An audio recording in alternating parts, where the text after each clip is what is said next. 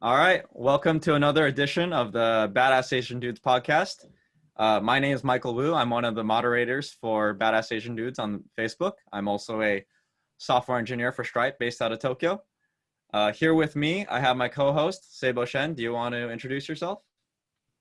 Hey, what's up, everybody? Y'all know me. I was in the first episode and in this episode. So happy to be on. Thank you for inviting me to be the co-host, Michael. Yeah, and our guest today is Kyle Wong, CEO of Pixlee. I met Kyle back in 2012 when I was at StartX working with my friends on my first startup. And Kyle was sitting next to me with his company. And yeah, we got to know each other that way. After that, we've kept in touch and run a couple races and marathons together. And Kyle, do you want to introduce yourself a little bit? Well, first I want to say that Michael was one of the people who went to Paris with me for my birthday to run the Paris Marathon, which in hindsight was a great idea. During it, it was a terrible idea. So kudos, Michael, for being a very, very physically talented human beings to be able to just pick up and do a marathon with very little training. Your original question was introducing myself, right? Yeah. Not just hyping you up. I'm Kyle. I'm one of the co-founders and the CEO of Pixlee. Pixlee, we're a user-generated content marketing platform that provides brands with a cost-effective way to scale their content by tapping into the content that's already created by their communities, whether that be their customers, their employees, or their influencers. I'm originally from New York City, in Brooklyn, New York, and came out to college at Stanford for my undergrad and started Pixlee right out of the dorm room. So kind of pretty classic Silicon Valley story, kind of right place and right time. And then we're still around. So that's usually a good sign. Nice. So one question we like to lead off with is, what does being a badass Asian dude mean to you? As a tough question to lead off with. But if you kind of break that up a little bit, I think badass, you think of people who are the best in their craft or excellent at what they do.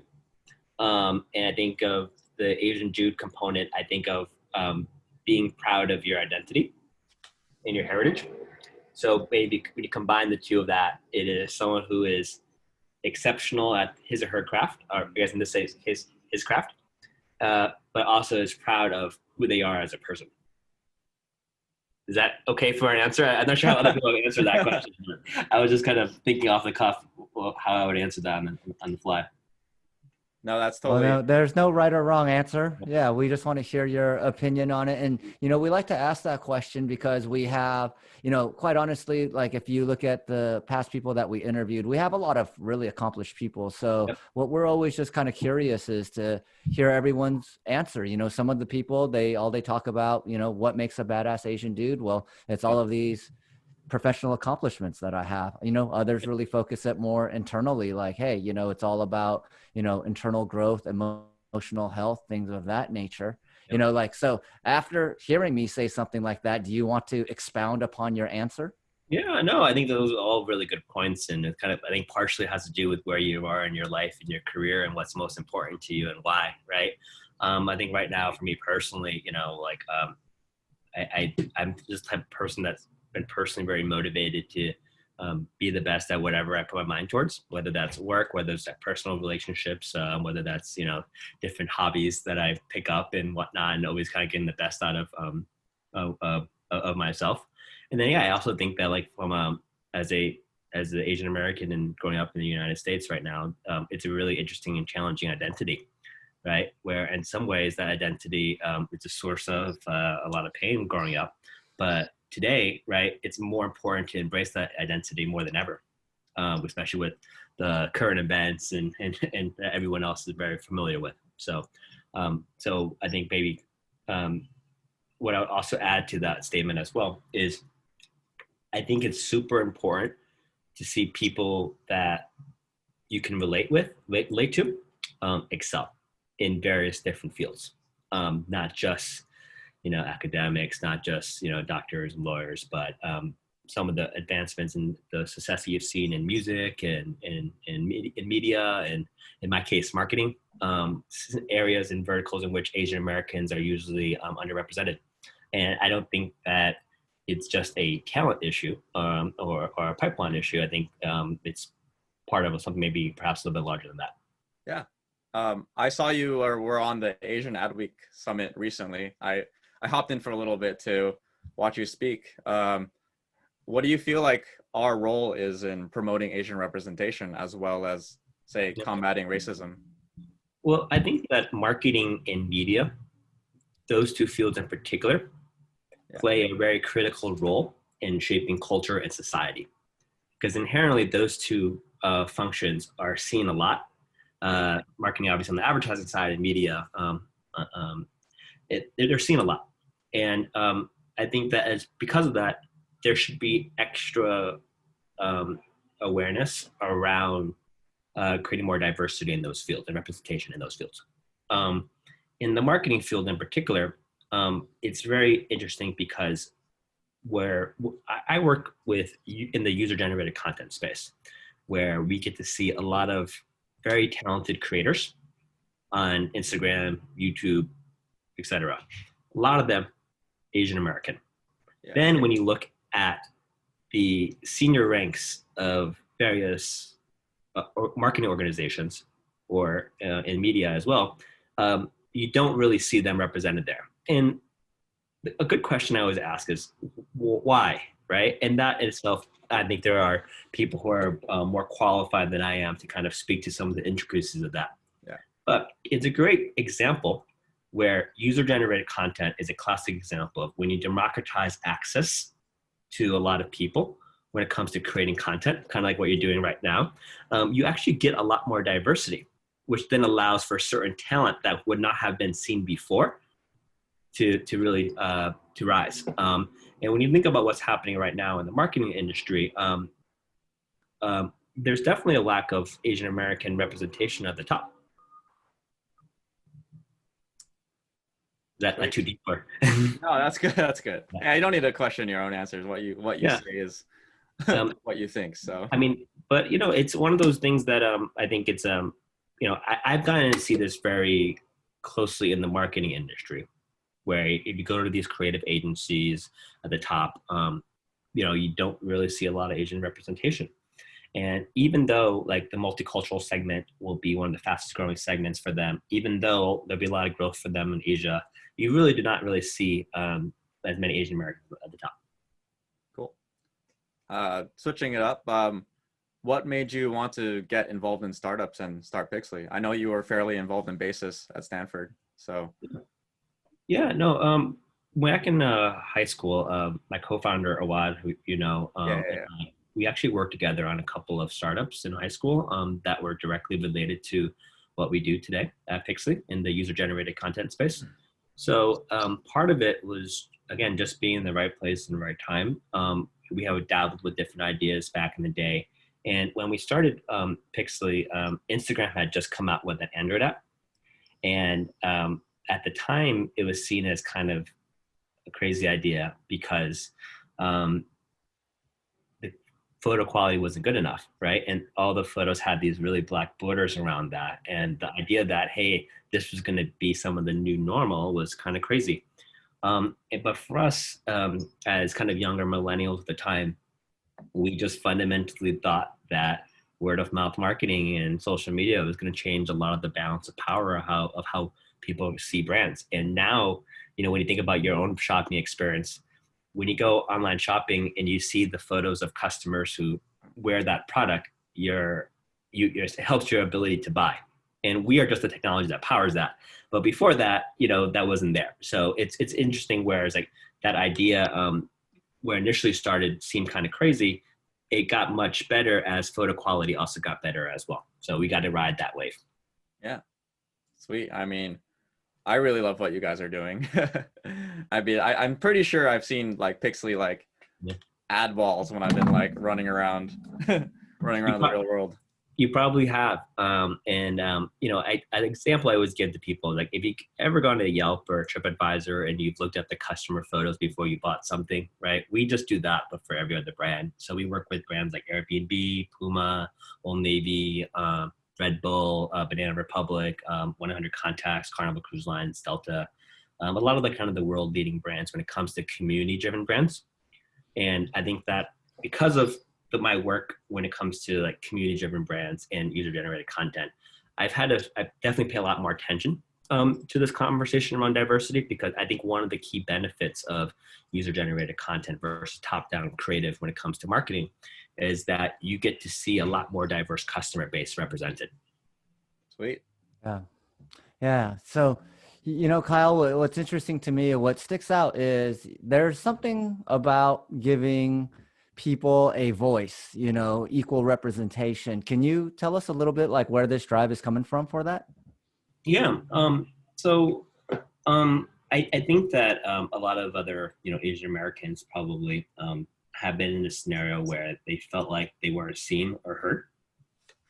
Even myself at Pixlee, I remember certain meetings where people would tell me that, certain Asian American demographics were not, quote, on brand, right? And it's really interesting because, I feel like the Asian American community in the United States, we try our best to assimilate and do the right things and whatnot, and yet you're still not considered, quote, on brand. There's always going to be kind of a hyphen between like Asian and American in that sense.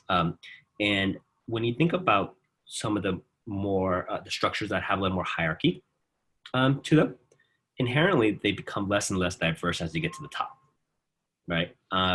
And what I think it's really exciting about user-generated content and just different fields where you democratize access to things is that people get to bypass some of these hierarchies. Whereas like there are certain creators out there right now, tens of millions of followers, making tons of money.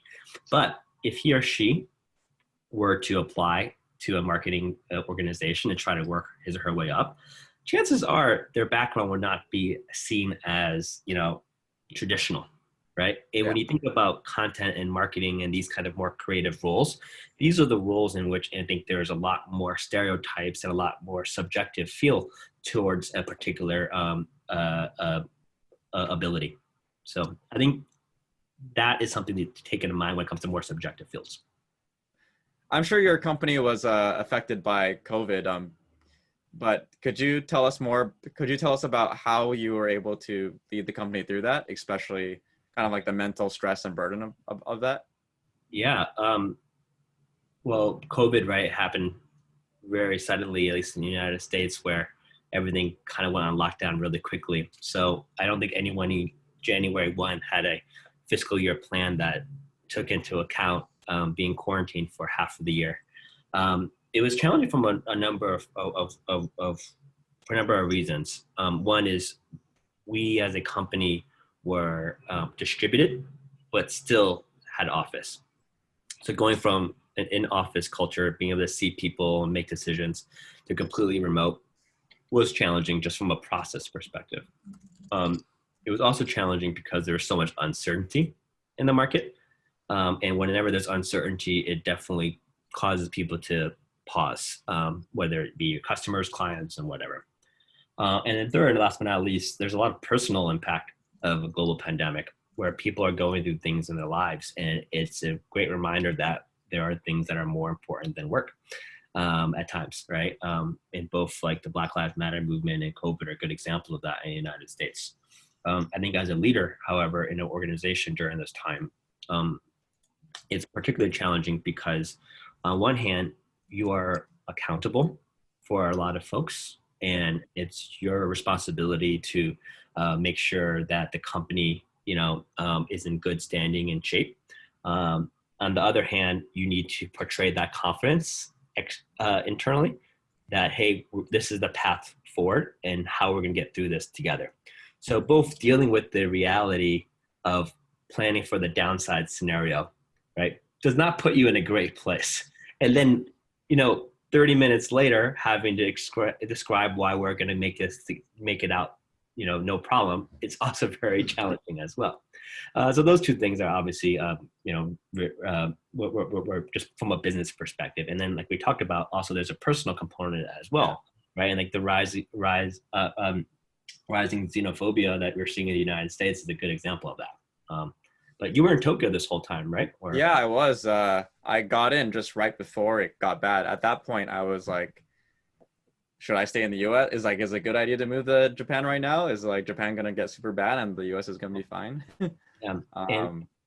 But like it's one of those things, but we're also fortunate that there were some like our business was able to adapt, because as a tech company, you're able to work from home and everything will be okay. And then because e-commerce grew, right? And the whole category around user-generated content grew, and as people had to shut down photo shoots, right? Then the content from your community became kind of a no-brainer in terms of being able to fill that gap. So we definitely found opportunities. And maybe my advice and my feedback to people when going to do these tough times is that, let's just say overall things are bad. Yeah. There might be pockets though of like sunshine. And it's like, how do you double down on that, on those pockets? Like, for example, like we work with a lot of travel brands, right? That was not looking very good in March or April, right? When you're working with some of the largest travel brands that are, their revenue went down 90% or 80% in a month, it's never a good start to a conversation. However, we did have verticals like Instant Pot, gaming, right? That were just through the roof during that time. Yeah. So part of that was just a resource allocation shift around how do you now make sure you allocate resources effectively towards pockets of the growth to just ride out the waves, right? And then now, now that we're a couple of quarters into COVID and people are adapting to quote the new normal and reinvesting money into e-commerce and growth, we're able to take advantage of some of those tailwinds.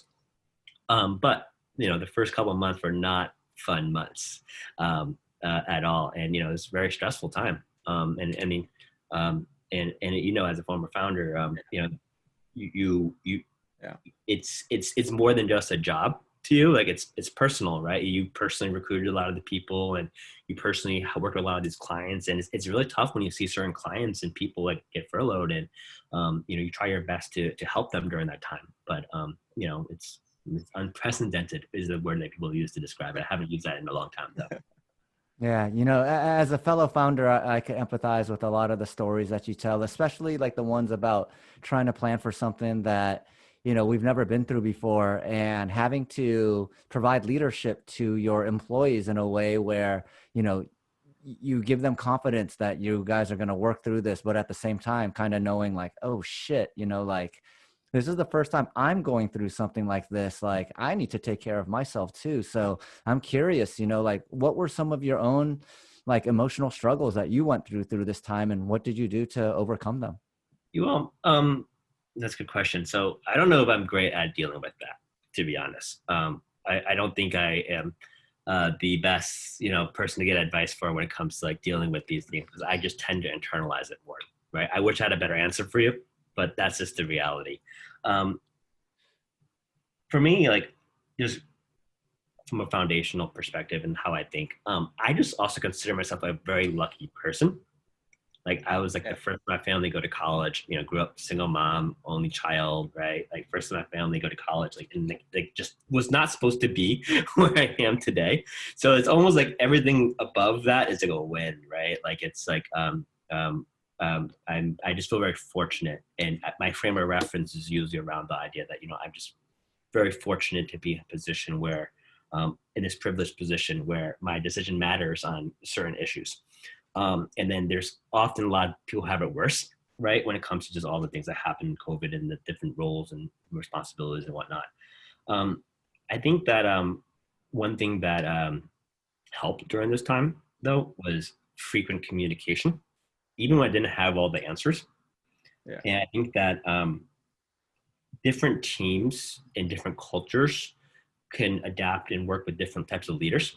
Yeah. For me though, like I even if I didn't have all the answers to things, I at least try to walk people through the thought process. Like, hey, like these 2 weeks we're working on defensive opportunities, which is keeping our existing client base, keeping the ship afloat, not spending much money. Like, this is what we're going to do. And, you know, there's going to be details that come out over the next couple of weeks, but like, that's directionally what we're trying to do right now. If anyone has any good ideas, let me know. Right. And then more instilling on the culture that like, it is not just me who can come up with a good idea, right? Like, you should feel empowered to suggest different opportunities for the company to adapt, and really making people feel like they have a say in like the future of the company. Now, with that said, as a leader, it's really important for you to kind of show them the path forward, right? So it's not completely wishy-washy and I don't know what I'm doing. Like, you definitely need to have a clear direction, so to speak. But I think it's also okay to show a little bit of authenticity and explain where you are in the thought process and how you're going to make it through. The other thing I also did was I started running again. So like I mentioned before, Michael and I had this crazy idea of running a marathon for my birthday. But I joined a virtual half marathon. So like I just didn't run for a long time, and it was good just to kind of get out there and get some exercise and, get a couple miles in and maybe shed a few pounds. Cause I was definitely like eating my stress, for sure. Do you guys do that too when you get stressed? Just, I guess in Tokyo, Oh yeah. right? I react Absolutely. in similar ways. Yeah. Yeah, I mean, eating the stress away is definitely very common. And what's interesting is, when I asked you that question and you started off saying that question, like, hey, I don't know if I'm the best guy to answer this because I stuffed things down. I was like, oh no, what's he gonna say? But the whole point of Badass Asian Dudes is, just by the title, you kind of get an idea that these people are accomplished, or at least some along the way on their professional path. But, we wanted to talk more about emotional development. Yep. And, what I really heard from you was actually a lot of self-awareness and development in that, you talked about like understanding like, hey, you are the product of a single parent and you went to Stanford and you're so lucky to, be in this situation where you're running a startup or a company that can survive COVID because you guys are digitally based. And, what that's telling me is that you have a great gratitude practice. You're appreciative of all the things in your life. And the second thing that I really heard that came through very strong was that even though you didn't have the answers, what you did was you kept in communication with people. And by keeping in communication with people, you're there, you're present, you're listening to their problems, you're maybe even venting to them. But by keeping the communication open and clearly communicating, that strengthens those types of relationships, even if you didn't have the answers. So I just wanted to really acknowledge like what you really said, because I felt like it was almost like a little trick, like, hey, I don't have that much emotional intelligence. Well, now I'm going to show you how much emotional intelligence that I had. So, I do appreciate that, Kyle. Yeah, I do appreciate your comments as well. And yeah, it's one other thing I would just add to that. And just as you're talking, I'm thinking about this a bit more. I just think that like you really learn the most about yourself during difficult times. Yeah. Whether that's as a company, culture, or team, your person as an individual. Like, they say that sometimes a company's like most innovative times are during its darkest times, because you are forced to adapt, right? When things are going well, right, the incentive to adapt are sometimes, not there. So if the incentives are not to adapt, then why would you adapt, right? And I think that both as a company, individuals, I think sometimes people see similar scenarios where they get the most growth out of themselves during challenging times, because that's when you really learn who you are, when your back is pushed up against the wall. But yeah, I think like you mentioned about the overall company, we are lucky to be in a position where our category of marketing around like customer power commerce and influencer marketing is growing, right? And the tide raises all ships, or whatever they say. I think that's the phrase. Whereas like sometimes it's good to just be part of the right tide and the right tailwinds. Yeah. It sounds like you are aware of the areas of emotional development that you want to go into. Are there other areas of development for you? Well, I learned how to cook this quarantine.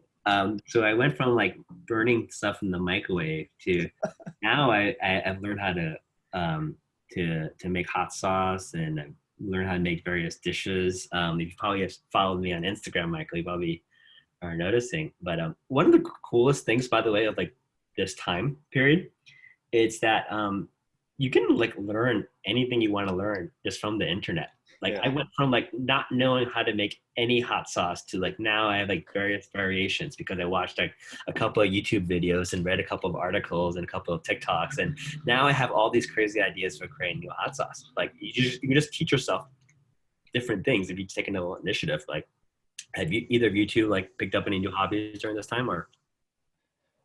Oh, definitely. Oh yeah, keep going, Seibo. Yeah. Yes, baking, gardening, paper mache. I feel like a renaissance man. I mean, this has really been a good time to slow down and learn new skills. And, you know, Kyle, you actually said something that was like really interesting earlier, which was, you know, when there's tough times, you know, you could learn a lot of things, right? And ultimately, I mean, this is why like dynasties in sports are so impressive, right? If you're winning year over year, it's very easy to think, oh, we don't need to improve anywhere, especially like if you're like these, you know, mid-20s testosterone filled athletes, right? It's like easy to like think like everything I'm doing is the greatest. So I was curious, you know, outside of running a startup, which we all know is super duper challenging, you know, can you think of another mistake previously in your life that, you know, kind of like changed the course of like who you were and you learned a lot from? Oof. Jeez.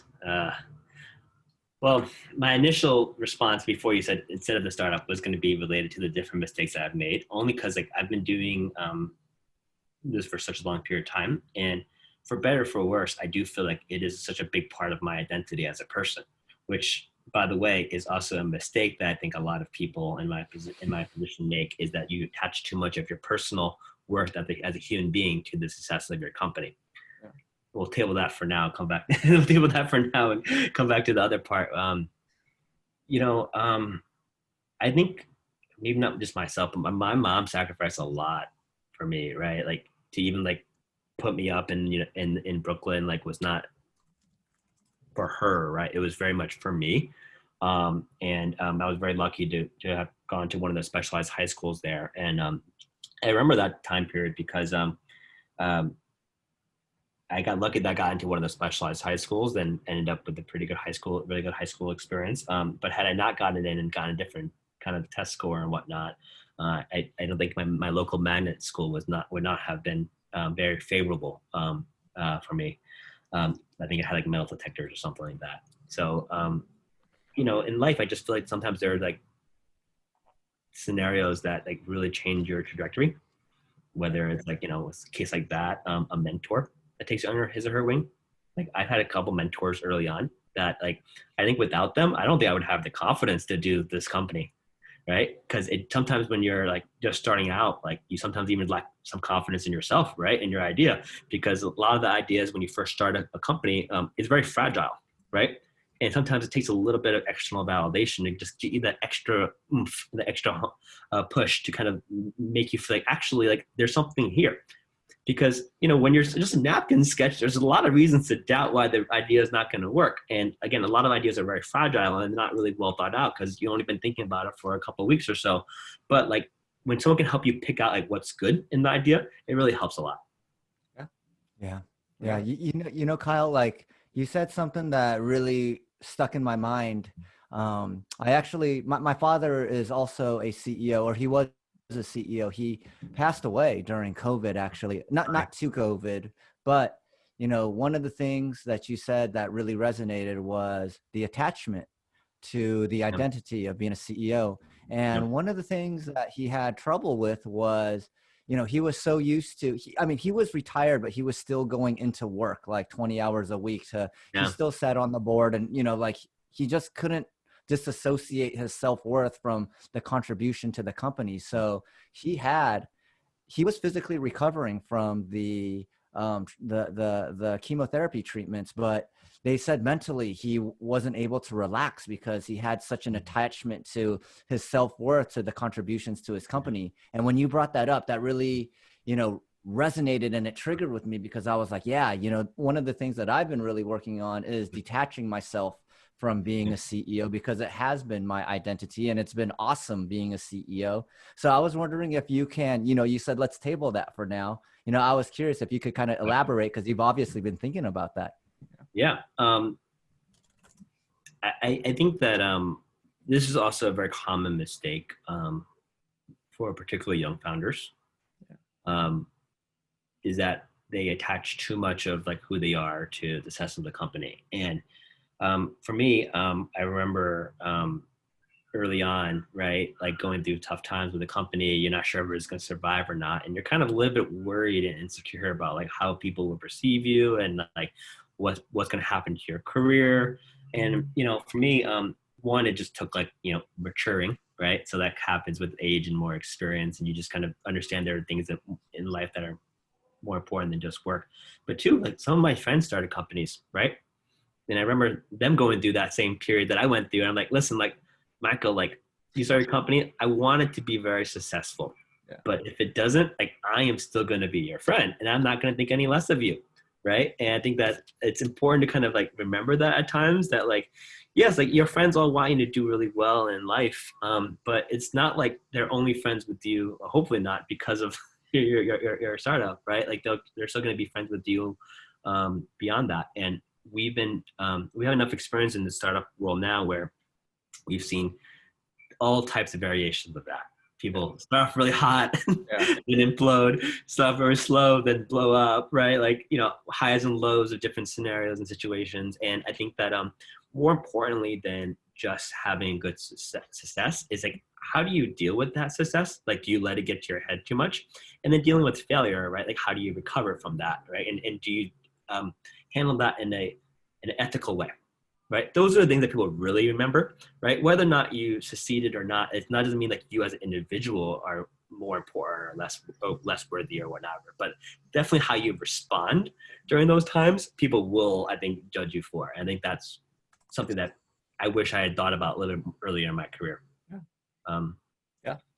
But that's just, but I think also some of that mentality is in a way a bit privileged because it's a very Silicon Valley mindset. Yeah, for sure.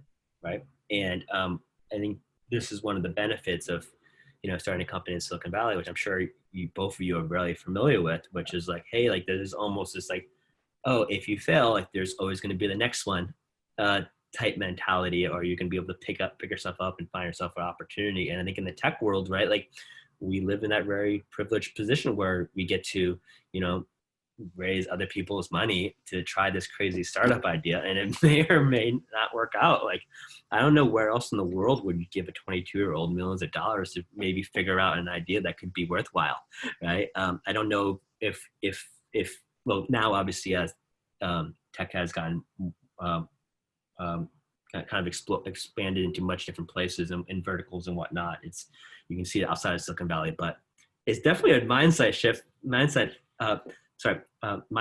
that I was trying to explain to my mom, and she was like, why would anybody give you money, Kyle? You don't know what you're doing. Like, why would anyone give you money? Like, it's crazy. So it is kind of cool. Yeah, for sure. We definitely have a privileged culture and position when we're in Silicon Valley. And yeah, it's always good to have that ability to take that risks. And your life could totally change. Sorry, go ahead. No, sorry. One other quick thing I just want to add to that, as we're just rambling, is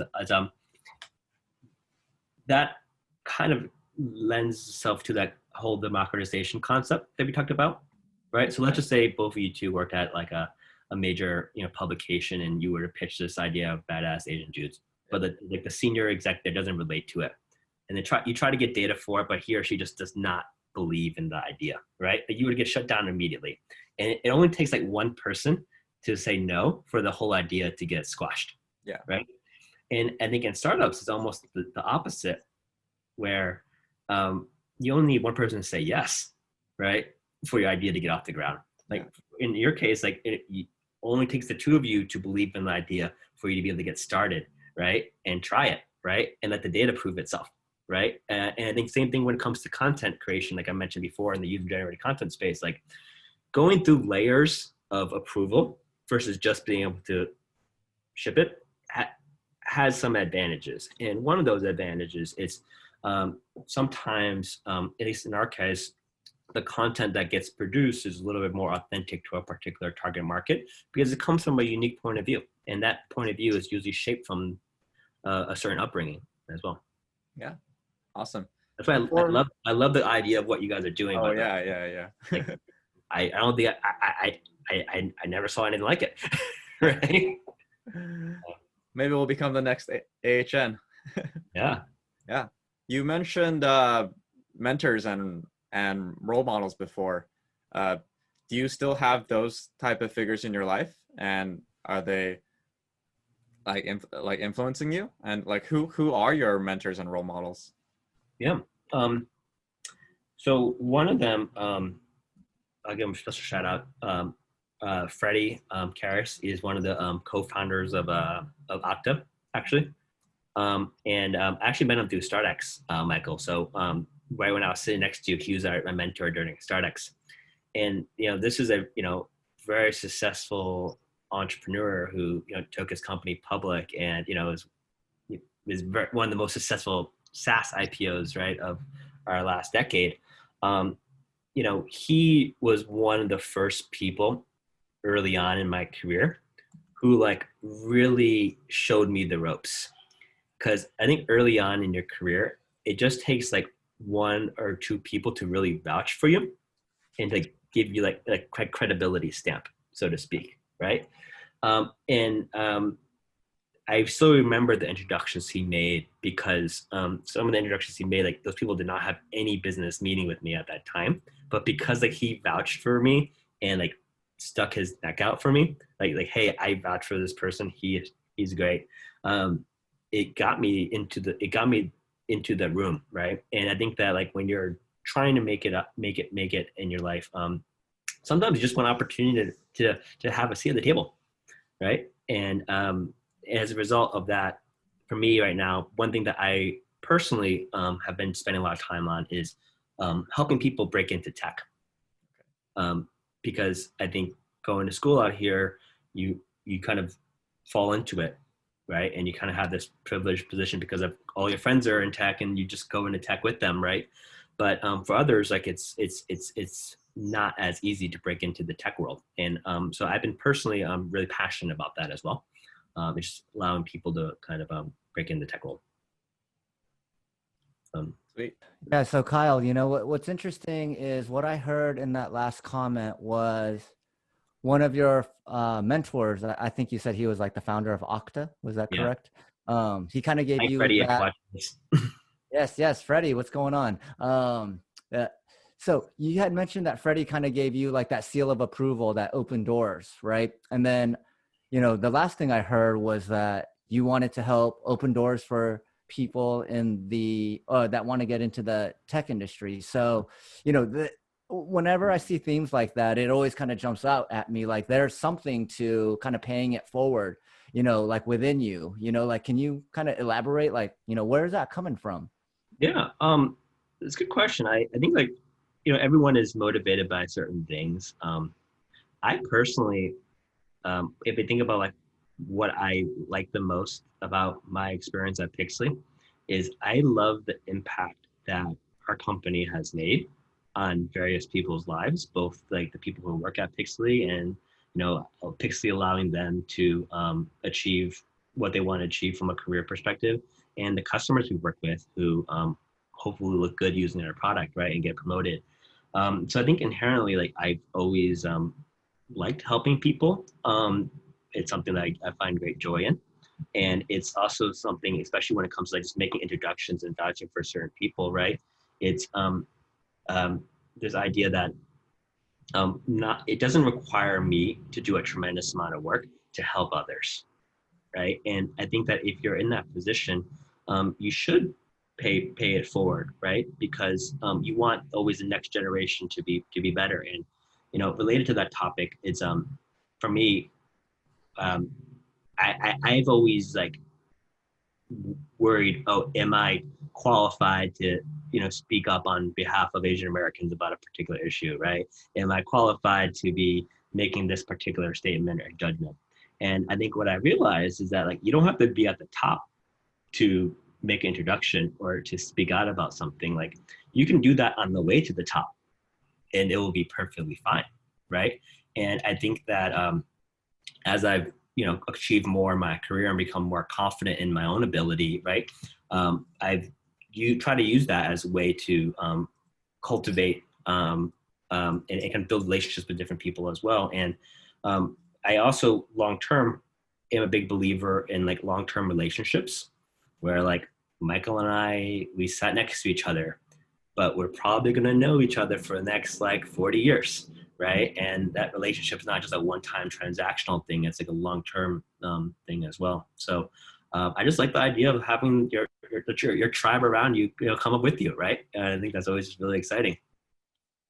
Yeah. Yeah. I love that, Kyle. I love that about you. I mean, from the first time we started talking, I guess 44 minutes ago, like I just really got this sense that you were someone that really wanted to help like marginalized voices or people that just didn't get a chance to speak up, and even marginalized Asian males like ourselves, where like, people are coming in and saying this isn't on, brand, and you're like, shit, well, I'm an Asian male and I'm running this company. How are you going to tell me it's not on brand? Yeah. So I just really appreciate that. And Michael, did you have a last question to? Yeah. I mean, I've been noticing you putting out content related to various like Asian issues, but is there any message that you want to leave to people listening to this podcast? Just any sort of open message at all? And about Asian American issues or what do you want people listening to this podcast to come away with? In terms of just overall career stuff, I think. Now here's a good way. Here's a good way to reframe the question. Kyle, what are you fighting for in this life of yours? What are you fighting for? Okay, let's go. Wow. I really want to make other people's lives better. That's probably my answer to that. Is I think I'm personally motivated by making other people's lives better. Both as a friend, colleague. I'm just more extroverted person, so I'm inherently motivated by a lot of that stuff. Sorry, other thing I just wanted to quickly mention, because my mind was going a different direction before you asked that, is I think an important underrated characteristic in people's careers is like the value of consistency. And I think, Michael, you're probably seeing that right now in Tokyo and this whole conversation around craftsmanship, right? Yeah. And I think that like a lot of times people underrate the importance of consistency, especially when it comes to like building personal relationships, right? Like there's always this combination of intensity versus consistency that people normally don't think about, right? But doing things over a period of time really, really well is, I think, the best way to get really, really good at your craft. Yeah.